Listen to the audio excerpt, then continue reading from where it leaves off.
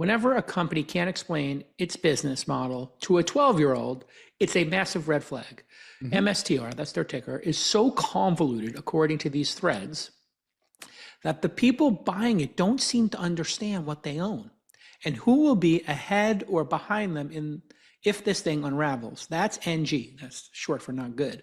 Best advice: buy your Bitcoin on Robinhood or Coinbase. Okay, so maybe you can explain a little bit about how convoluted this is. You know, you're a financial markets guy, and I think even for you, yes, as somebody who's been reading these things and obsesses over them, you might agree that when you start explaining the layers of preference stack for this public company, I don't know, is it complex to you, Alex? It's incredibly complex. So for example, just prepping for this segment today, we were going back through the company's various preferred stock offerings. Now, the company raises capital through preferred stock that has a coupon rate attached to it.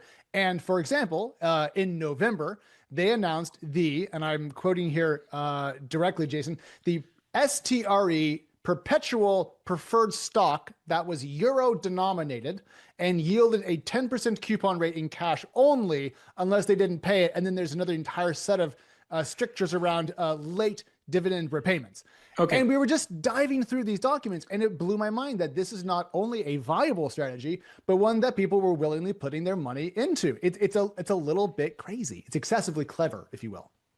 So instead of just buying the stock, which then owned the Bitcoin, and being able to do a basic calculation, they started to layer onto it loans, essentially, that people could buy into. And you could give a loan to MicroStrategy to buy even more Bitcoin. And during this time, you know, not helping the situation is the effervescent way that Michael Saylor keeps promoting Bitcoin. At one point he said, you know, if you believe Bitcoin is the future gold or whatever, the only logical thing to do is sell every asset you have and buy Bitcoin, buy Bitcoin. And he even literally said, you know, I'm paraphrasing here, we can pull the clip up, you know, sell your home. And he did put a caveat, and I don't want to like I'm not defaming here, or just, I don't even want to mischaracterize it. He basically is saying, if you truly believe in it, then you should sell your house and you should own Bitcoin instead. Okay, I got it. If I believed in Robinhood, or, you know, I always try to apply this, like, would I say something like this? If I owned Robinhood and Uber, would I say sell my house and buy more shares? No, I actually wouldn't say that. I think you should own your home and have like stability in your life and have that as like an asset, and then build on top of that. That's my best advice. Now, if you're super aggressive and you're single, you don't have kids, okay, fine. But you know, here's the story. Michael Saylor from Fortune, Michael Saylor once told people to mortgage their homes to buy Bitcoin. Now the cryptocurrency is down so much, he wants them to harvest the kidney. Suggested true believers sell a kidney before offloading his favorite crypto, even as prices plummet. You got to say, he's a very consistent guy, Jason, but he's been also tweeting some very strange things. I don't know if you saw this, but he's been take me through the tweets. Yeah, what does the audience think? Yeah. So this is an example of a tweet from him, November 14th, a couple weeks back. And the text is just HODL, which is crypto slang for hold.